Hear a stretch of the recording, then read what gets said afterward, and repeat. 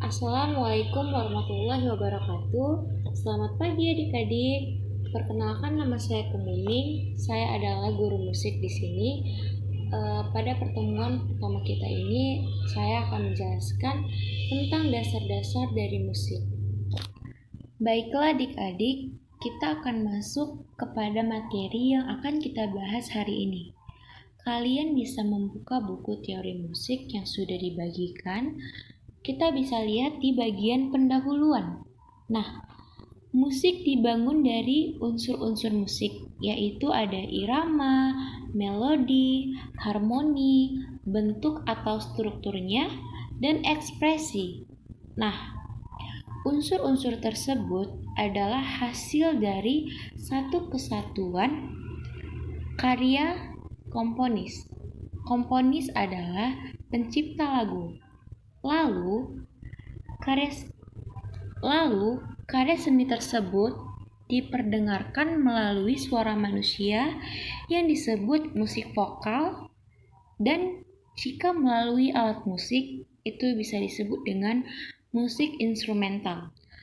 Nah, selanjutnya kita akan membahas tentang hubungan instrumen dengan sejarah musik. Jadi, dari abad ke abad dalam sejarah musik dapat dilihat bahwa instrumen tidak terlepas dari perkembangan sejarah musik.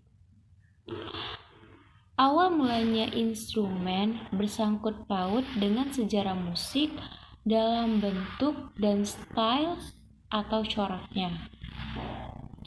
Perkembangan zaman menuntut perkembangan alat musik juga. Nah, jadi pada abad ke-15, instrumen dan suara manusia atau vokal lebih digabung untuk mencapai suatu kontras dalam corak dan kualitas nada. Selanjutnya, dapat kita lihat kedudukan instrumen di dalam sejarah musik. Nah, yang pertama ada zaman Renaissance, yaitu pada zaman Renaissance, instrumen yang bersaudara atau segolongan dan yang kualitasnya sama dikembangkan dan dipakai secara bersama-sama dengan suatu suara yang mempunyai timbre atau warna nada yang serupa antara nada-nada yang serupa nada tingginya. Lalu ada zaman barok. Nah, pada zaman barok, instrumen yang bermacam-macam sudah digabungkan dengan komposisi musik yang dibuat untuk instrumen itu dan dikombinasikan dengan suara manusia atau vokal. Ini juga salah satu corak dan bentuk zaman barok dalam sejarah musik. Lalu ada zaman klasik. Nah, pada zaman klasik, segala jenis instrumen musik digabung dan disatukan untuk menjadi orkestra. Nah, lalu di zaman romantik, pada zaman romantik, ekspresi dari tiap instrumen dikembangkan atau dieksplor dalam bentuk orkestra yang lengkap. Demikian, instrumen ini dikembangkan baik bentuk maupun fungsinya selalu disesuaikan dengan keinginan zaman dalam sejarah musik sepanjang abad. Selanjutnya, saya akan membahas tentang garis paranada. Nah, garis paranada memiliki 5 garis.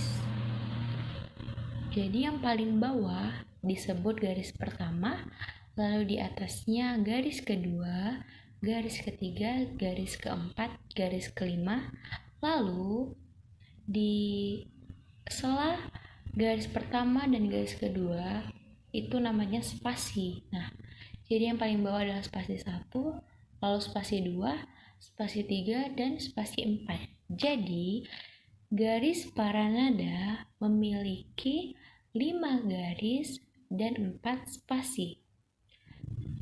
Di sini kita akan menggunakan kunci G. Kenapa disebut kunci G? Karena awal mula atau saat kita membuat kunci G itu dimulai dari garis kedua yang merupakan G. Nah, jadi di garis kedua ada G, lalu di garis pertama ada E.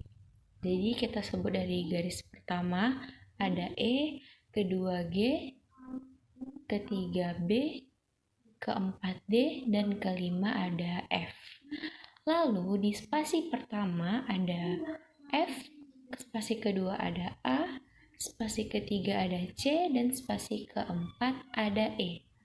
Lalu di mana letak C bawah atau C tengah dan D?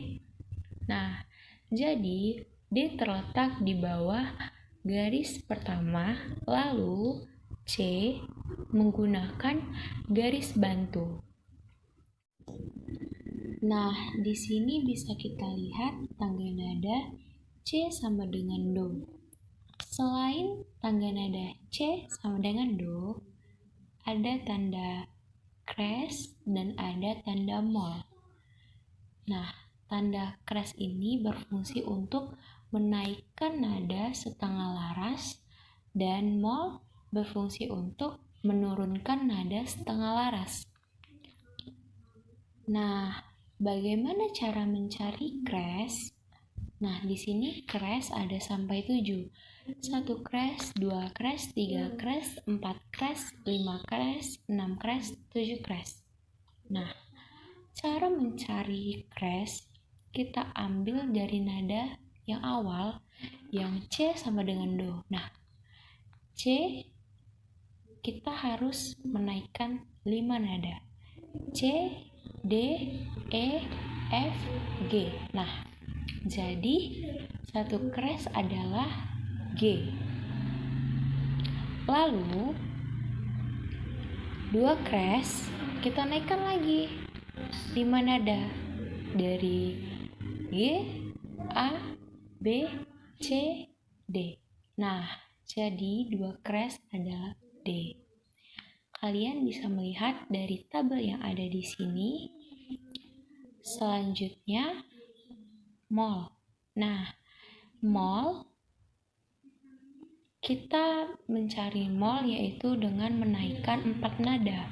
Kalau tanda crash tadi kita menaikkan 5 nada, di mol kita menaikkan 4 nada saja, yaitu dari C.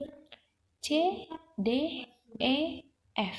Nah, jadi satu mol adalah F.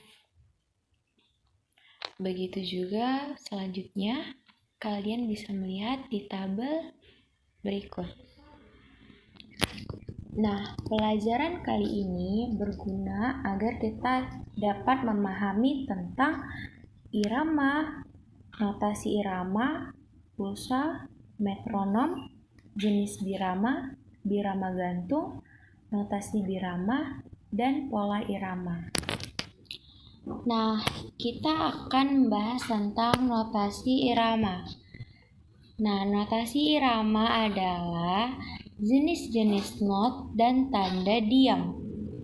Irama adalah rangkaian gerak akibat perbedaan nilai not musik.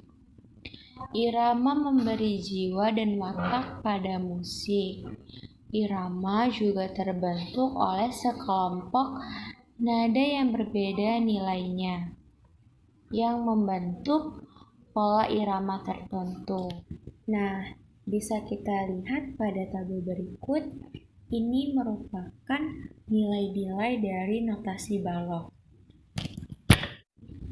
Selain ada notasi balok, pada partitur terdapat juga tanda diam. Berikut adalah tabel-tabel dari tanda diam.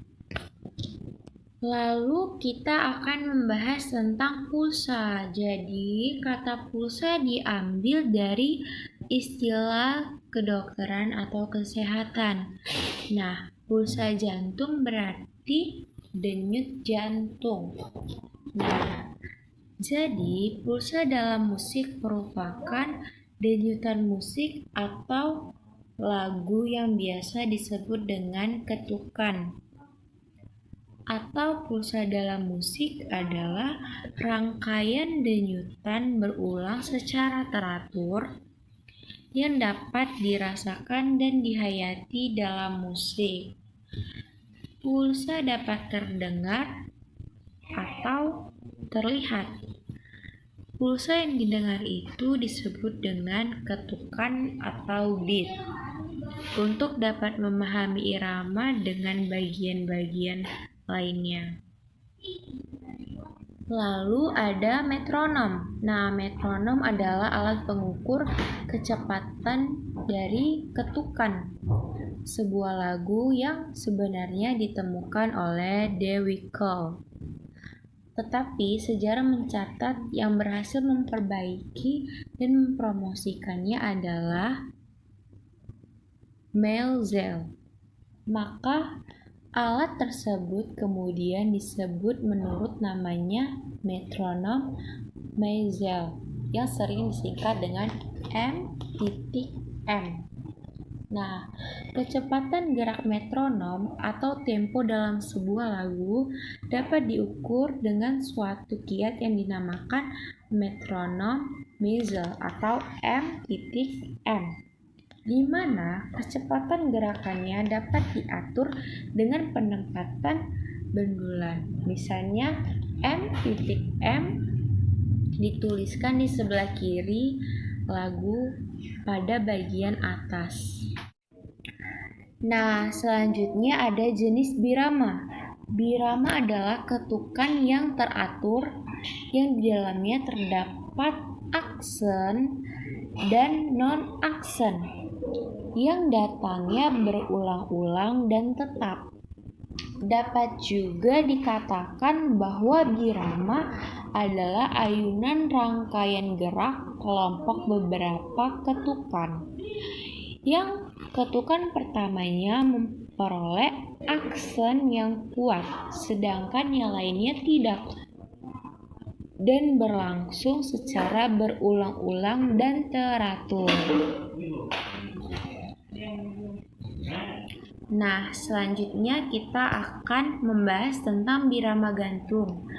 Jika di dalam sebuah lagu, birama pertamanya tidak penuh atau tidak sesuai dengan tanda birama awalnya, maka lagu tersebut dikatakan birama gantung.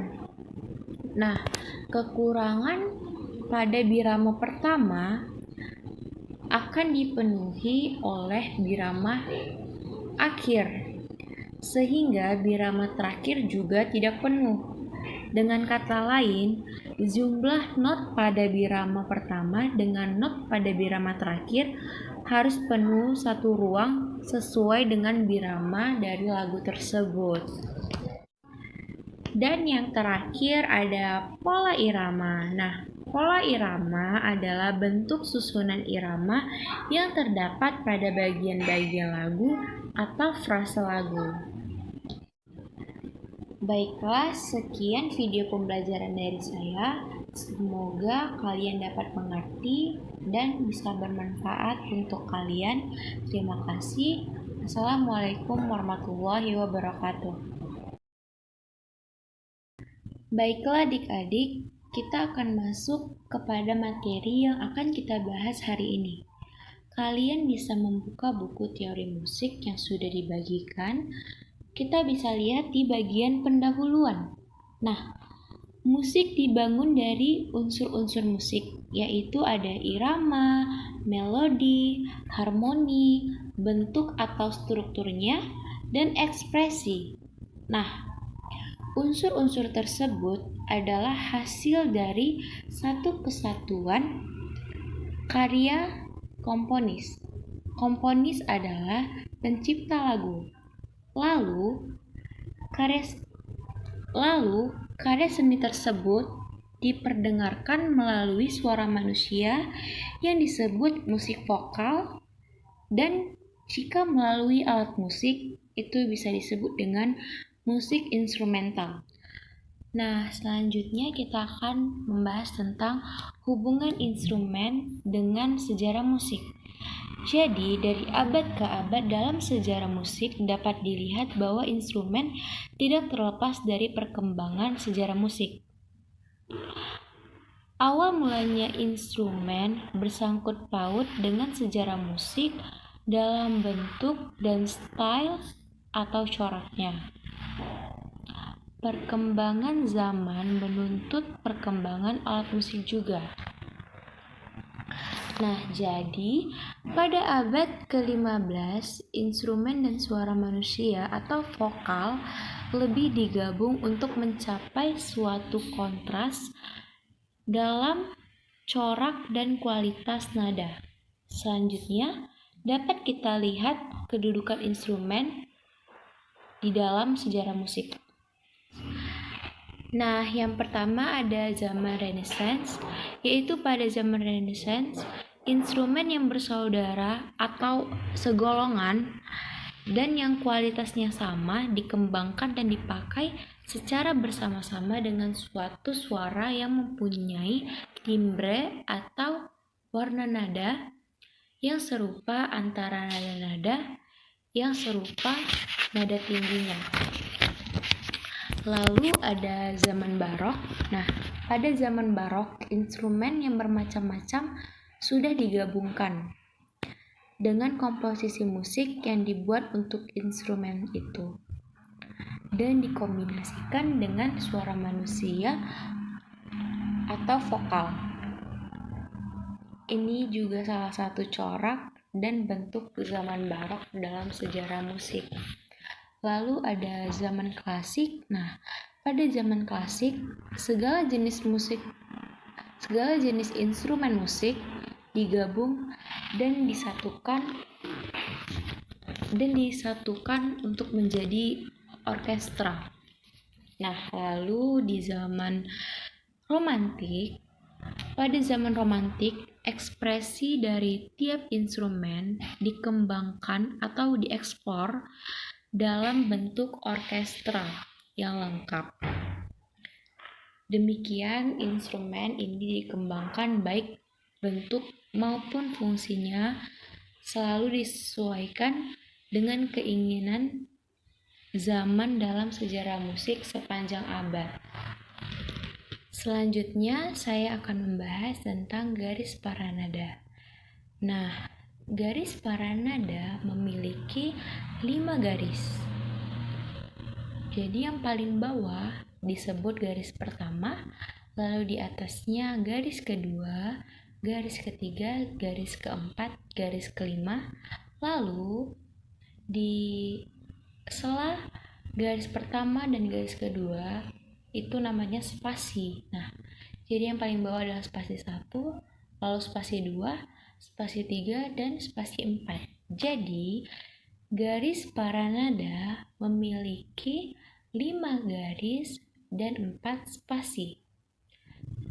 Di sini kita akan menggunakan kunci G. Kenapa disebut kunci G?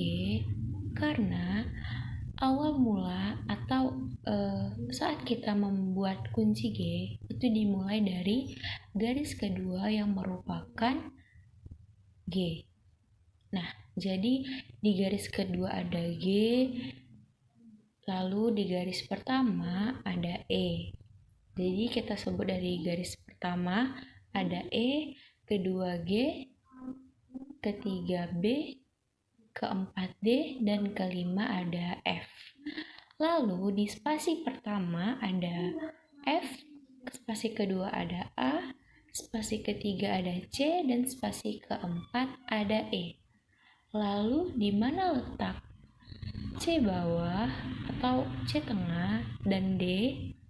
Nah, jadi D terletak di bawah garis pertama, lalu C menggunakan garis bantu. Nah, di sini bisa kita lihat tangga nada C sama dengan Do. Selain tangga nada C sama dengan Do, ada tanda crash dan ada tanda mol.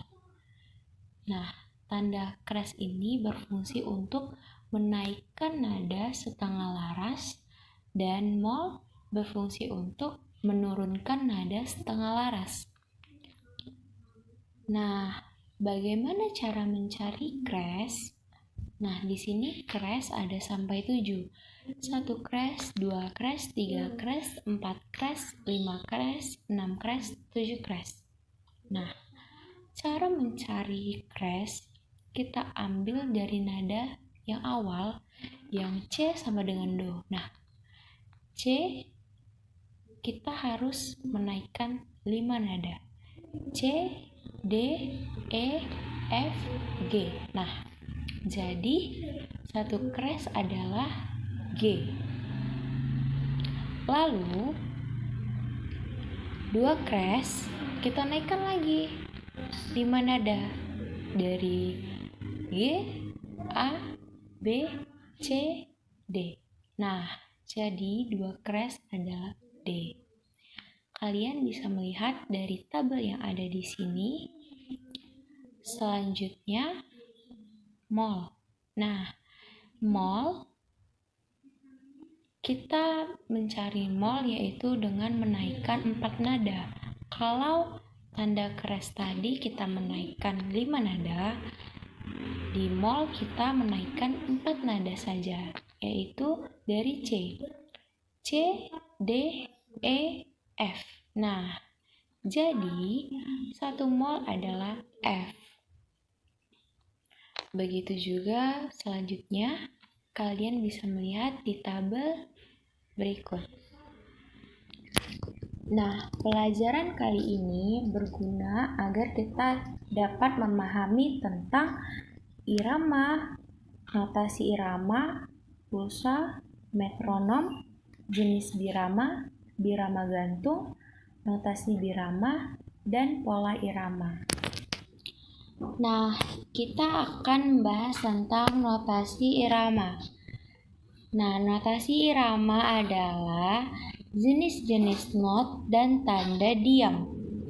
Irama adalah rangkaian gerak akibat perbedaan nilai not musik. Irama memberi jiwa dan watak pada musik. Irama juga terbentuk oleh sekelompok nada yang berbeda nilainya, yang membentuk pola irama tertentu. Nah, bisa kita lihat pada tabel berikut. Ini merupakan nilai-nilai dari notasi balok. Selain ada notasi balok, pada partitur terdapat juga tanda diam. Berikut adalah tabel-tabel dari tanda diam.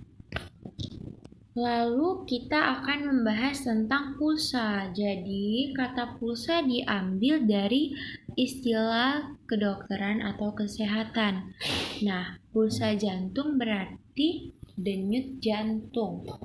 Nah, jadi pulsa dalam musik merupakan denyutan musik atau lagu yang biasa disebut dengan ketukan. Atau pulsa dalam musik adalah rangkaian denyutan berulang secara teratur yang dapat dirasakan dan dihayati dalam musik. Pulsa dapat terdengar atau terlihat. Pulsa yang didengar itu disebut dengan ketukan atau beat. Untuk dapat memahami irama dengan bagian-bagian lainnya. Lalu ada metronom. Nah, metronom adalah alat pengukur kecepatan dari ketukan sebuah lagu yang sebenarnya ditemukan oleh De Wickel. Tetapi sejarah mencatat yang berhasil memperbaiki dan mempromosikannya adalah Maelzel. Maka alat tersebut kemudian disebut menurut namanya metronom Maelzel, yang sering disingkat dengan M.M. Nah, kecepatan gerak metronom atau tempo dalam sebuah lagu dapat diukur dengan suatu kiat yang dinamakan metronom Maelzel atau M.M, di mana kecepatan gerakannya dapat diatur dengan penempatan bendulan. Misalnya M.M dituliskan di sebelah kiri lagu pada bagian atas. Nah, selanjutnya ada jenis birama. Birama adalah ketukan yang teratur yang di dalamnya terdapat aksen dan non-aksen yang datangnya berulang-ulang dan tetap. Dapat juga dikatakan bahwa birama adalah ayunan rangkaian gerak kelompok beberapa ketukan. Yang ketukan pertamanya memperoleh aksen yang kuat, sedangkan yang lainnya tidak, dan berlangsung secara berulang-ulang dan teratur. Nah, selanjutnya kita akan membahas tentang birama gantung. Jika di dalam sebuah lagu, birama pertamanya tidak penuh atau tidak sesuai dengan tanda birama awalnya, maka lagu tersebut dikatakan birama gantung. Nah, kekurangan pada birama pertama akan dipenuhi oleh birama akhir, sehingga birama terakhir juga tidak penuh. Dengan kata lain, jumlah not pada birama pertama dengan not pada birama terakhir harus penuh satu ruang sesuai dengan birama dari lagu tersebut. Dan yang terakhir ada pola irama. Nah, pola irama adalah bentuk susunan irama yang terdapat pada bagian-bagian lagu atau frase lagu. Lalu kita akan membahas tentang pulsa. Jadi, kata pulsa diambil dari istilah kedokteran atau kesehatan. Nah, pulsa jantung berarti denyut jantung. Nah, jadi, pulsa dalam musik merupakan denyutan musik atau lagu yang biasa disebut dengan ketukan. Atau pulsa dalam musik adalah rangkaian denyutan berulang secara teratur yang dapat dirasakan dan dihayati dalam musik. Pulsa dapat terdengar atau terlihat. Pulsa yang didengar itu disebut dengan ketukan atau beat. Untuk dapat memahami irama dengan bagian-bagian lainnya. Lalu ada metronom. Nah, metronom adalah alat pengukur kecepatan dari ketukan. Sebuah lagu yang sebenarnya ditemukan oleh De Wickel. Tetapi sejarah mencatat yang berhasil memperbaiki dan mempromosikannya adalah Maelzel. Maka alat tersebut kemudian disebut menurut namanya metronom Maelzel yang sering disingkat dengan M.M. Nah, kecepatan gerak metronom atau tempo dalam sebuah lagu dapat diukur dengan suatu kiat yang dinamakan metronom Maelzel atau M.M, di mana kecepatan gerakannya dapat diatur dengan penempatan bendulan. Misalnya M.M dituliskan di sebelah kiri lagu pada bagian atas. Nah, selanjutnya ada jenis birama. Birama adalah ketukan yang teratur yang di dalamnya terdapat aksen dan non-aksen yang datangnya berulang-ulang dan tetap. Dapat juga dikatakan bahwa birama adalah ayunan rangkaian gerak kelompok beberapa ketukan. Yang ketukan pertamanya memperoleh aksen yang kuat, sedangkan yang lainnya tidak, dan berlangsung secara berulang-ulang dan teratur. Nah, selanjutnya kita akan membahas tentang birama gantung. Jika di dalam sebuah lagu, birama pertamanya tidak penuh atau tidak sesuai dengan tanda birama awalnya, maka lagu tersebut dikatakan birama gantung. Nah, kekurangan pada birama pertama akan dipenuhi oleh birama akhir, sehingga birama terakhir juga tidak penuh. Dengan kata lain, jumlah not pada birama pertama dengan not pada birama terakhir harus penuh satu ruang sesuai dengan birama dari lagu tersebut. Dan yang terakhir ada pola irama. Nah, pola irama adalah bentuk susunan irama yang terdapat pada bagian-bagian lagu atau frase lagu. Baiklah, sekian video pembelajaran dari saya. Semoga kalian dapat mengerti dan bisa bermanfaat untuk kalian. Terima kasih. Assalamualaikum warahmatullahi wabarakatuh.